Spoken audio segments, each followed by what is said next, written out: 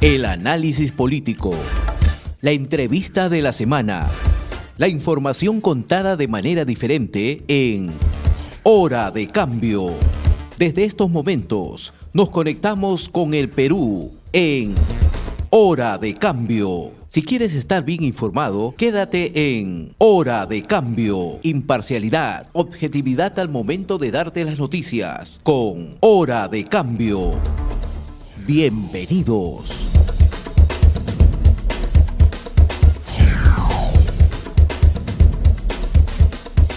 Estamos en comunicación vía Zoom con el doctor James Rodríguez López, abogado penalista, especialista en Derecho Procesal Penal, con quien vamos a dialogar en esta oportunidad. Doctor James Rodríguez, ¿cómo está? Muy buenos días. Muy buenos días. Como siempre, es un gusto estar con ustedes, a sus órdenes. Perfecto. Esta noticia que se ha producido en la ciudad de Chiclayo y que ha conmocionado a la opinión pública ha abierto a un debate. Y el debate tiene que ver con el tema de la castración química propuesta por el Ejecutivo a través de un proyecto de ley. Ha abierto el debate sobre el tema de la pena de muerte en el país y, en fin, la indignación que genera ante la opinión pública cada vez crece más. ¿Qué podemos reflexionar sobre este tema y qué podemos también opinar sobre estas propuestas que se hacen en relación a la sentencia o a lo que debe ejecutar, digamos, el Poder Judicial? Bien, efectivamente, en los últimos días el país entero, y por qué no decirlo, gran parte del mundo, se ha sentido indignado frente a estos acontecimientos del abuso sexual contra una niña de 3 años o cualquier niño que pudiera haber sido, porque estos son actos pues abominables y totalmente rechazables por parte de cualquier ciudadano, por parte de cualquier ser humano. La propuesta iniciada por el Ejecutivo en relación a la castración, si bien es cierto, es una propuesta buena y tan atendible, no va a solucionar el problema. Esta es una propuesta, desde mi punto de vista, algo populista. No olvidemos que en gobiernos anteriores y también líderes políticos han anunciado, frente a la coyuntura de violaciones que también se daban, siempre se han dado, pero que también salían a la luz con mucha fuerza, propuestas como también la pena de muerte. Pero para eso tendríamos nosotros que renunciar a la Corte Interamericana, a ser miembros de la Corte Interamericana y de la Comisión para poder aplicar una pena de muerte. Y ahí también ya influye la decisión de un pueblo católico como el de nosotros para poderse incorporar frente a esta situación de una aplicación de la pena de muerte. Esta propuesta por parte del Ejecutivo de una castración viene a ser una propuesta momentánea que no va a solucionar el problema. Lo que va a solucionar el problema, en realidad, va a ser una situación de, digamos, prevención. ¿Y cómo se previene? Con la salud mental. Se previene también con la formación también de los hijos para que no estén separados de sus padres y viceversa. Los padres no estén separados mucho tiempo de sus hijos y siempre estén bajo la supervisión de un mayor. También se previene en la salud mental frente a cualquier persona que es denunciado por tocamientos indebidos, por un tema sexual, deberían pasar necesariamente por una terapia psicológica para superar este tema. Y si no pueden superarlo y son procesados y sentenciados por un delito de abuso sexual, deberían ser sentenciados con la mayor celeridad y severidad posible, porque la sociedad tiene también que protegerse. ¿Y cómo se protege? Aplicando penas severas, como en el caso que ha pasado en la ciudad de Chiclayo, aplicando la cadena perpetua tal y conforme lo ordena nuestro ordenamiento penal vigente. Ahora, de proceder o de aprobarse dentro de esta línea, ahora que el presidente Castillo está en muy buenas relaciones con algunas bancadas, diríamos así, por intereses electorales, posiblemente sea aprobada esta ley de castración química, pero aplicarla a un individuo que va a pasar cadena perpetua prácticamente no tendría objeto, ¿no?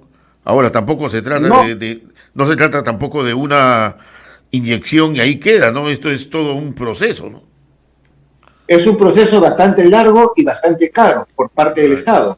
Es un proceso médico que no solamente requiere una sola inyección, es un tratamiento, es un procedimiento médico en los cuales pues se le va a inhibir mediante la castración química, digamos, el hecho que un hombre pueda abusar de una persona, en este caso de una niña, ¿no? Cosas totalmente repudiables. Y yo considero de que, bueno, en este caso no considero, he sido partícipe en la reforma de la ley en las cuales en este tipo de delitos, de tipo de abuso sexual de menores de edad, en los delitos de feminicidio y otros, no se deben aplicar ningún tipo de beneficio. Claro. Y esta propuesta nace a solicitud de mi persona en un programa dado a nivel nacional en donde fue recogido por el Ministerio de la Mujer y propuesta al Congreso de la República. Por lo que de hace algunos años atrás ya no se le da ninguna clase de beneficio procesal. ¿Qué significa beneficio procesal? A diferencia del beneficio penitenciario. Significa de que el feminicida, el abusador sexual, ya no puede acogerse a la terminación anticipada, a la colaboración eficaz, a la conclusión anticipada para buscar un beneficio y se le reduzca la pena. Ahora, en los casos, por ejemplo, en el que ha pasado en el departamento de Chiclayo y otros que están pasando en nuestro país, y ojalá no pasen nunca más, Así nunca es. más, Ahora, porque a un niño no se le toca, termino y concluyo la idea, por más que el procesado se vaya a la confesión sincera o a la terminación anticipada, no tiene de nada. acuerdo a esta reforma penal, se le aplica toda la ley en la rigurosidad completa de la sentencia, es decir, la cadena perpetua. Digamos, el hecho que el procesado se acoja a la terminación anticipada y colaboración eficaz solo sirve para no alargar el proceso, pero ya no se le aplica ningún tipo de beneficio. En conclusión, si este sujeto, este miserable que ha abusado de esta niña en Chiclayo, se acoge a la colaboración eficaz o la terminación anticipada, porque ha sido cogido prácticamente en flagrancia, entonces el juez solamente dará por concluido el proceso del juicio oral y sentenciado a cadena perpetua. Y así va a ser y será en todos los procesos de abuso sexual y de feminicidios, entre otros. Hoy día también se da cuenta de otro violador de una niña de 6 años, creo, en el interior del país. Pero usted se ha referido a algo que sí es importante, el tema de la prevención, el tema de cuánto invierte el Estado en la salud mental de los que están con problemas de ese tipo, desquiciados, el tema de la familia, importantísimo, de la unidad familiar, etcétera. Pero también hoy día nos dan cuenta de que existe la intención por parte de la Municipalidad de Lima de vender pues las instalaciones del Arco Herrera, que es algo de lo poco que tenemos en tratar estos casos mentales del país, y es lamentable. Pero también, por otro lado, el tema de la pena de muerte. ¿Por qué no la pena de muerte, doctor Jaime Rodríguez? No se podría aplicar la pena de muerte en nuestro país porque nuestro país, el Estado peruano, está integrado a la Comisión Interamericana de Derechos Humanos y a la Corte Interamericana de Derechos Humanos. Ahí voy. Y ellos prohíben la aplicación a un sentenciado a la pena de muerte. Ahí voy. Se puede dar una cadena perpetua, sí se puede dar una sanción de 35 años, ¿no?, como máximo, o cadena perpetua, pero que no se puede aplicar la pena de muerte. Tendríamos que renunciar a la comisión y después de eso ser aprobado por el Congreso en forma previa y en forma posterior, y hacia adelante recién se podría aplicar la pena de muerte, porque existe un principio de legalidad. ¿Qué significa el principio de legalidad? Significa de que toda sanción va a ser aplicada si es tomado por la ley antes de su comisión. Y lamentablemente tendríamos pues que pasar este procedimiento de renuncia a la Comisión y a la Corte Interamericana para que una vez aprobado ya una vez retirado de la Comisión y de la Corte Interamericana, ya al próximo sádico, al próximo miserable que toque a un niño, sea aplicado la pena de muerte, mientras lamentablemente no se puede aplicar. Pero ahí es donde voy. En uno de los pocos países que se aplica la pena de muerte en relación a estos casos de violación, narcotráfico y corrupción es China. Y el gran porcentaje al quienes aplican la pena de muerte es por corrupción. En China, un funcionario que roba, está robando a la revolución, está robando a las aspiraciones de los planes económicos, etcétera, y lo condenan y lo matan. Y acá me daría la impresión de que, si bien es cierto, nosotros estamos inscritos en la Comisión Interamericana de Derechos Humanos, pero acá el porcentaje de corrupción es pues 80%, con el caso de narcotráfico que podría ser 15%, y el caso de violaciones pues llegaría pues a un 3-5%. O sea que me da la impresión de que eso es un poco para escudarse de lo que viene pasando en nuestro país en relación a este tema.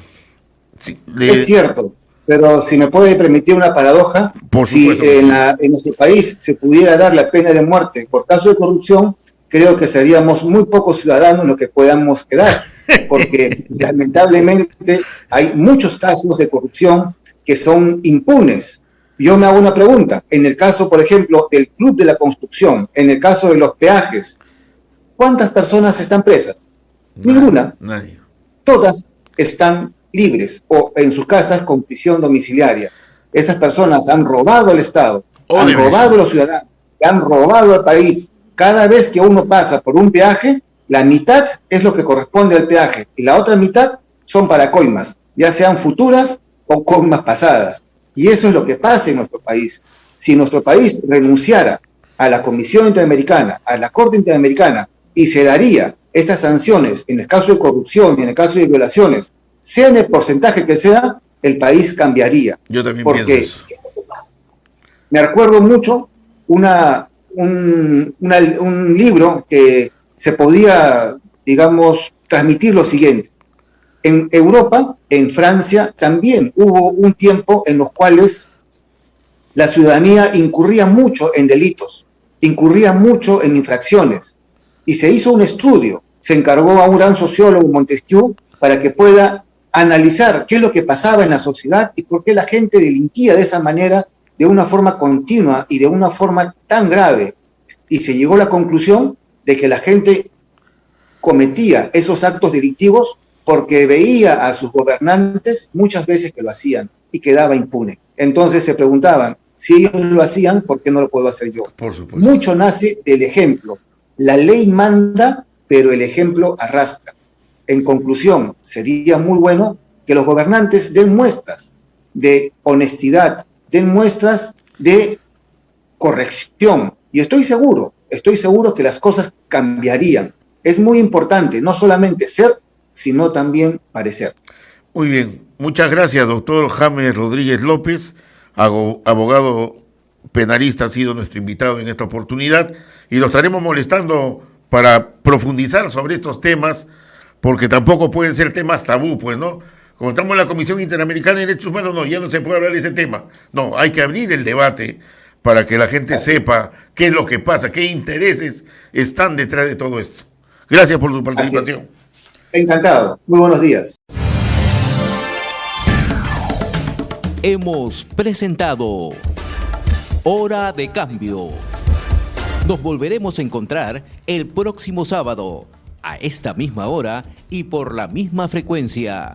Nuestro equipo de producción ya está trabajando recopilando información para un nuevo encuentro en Hora de Cambio.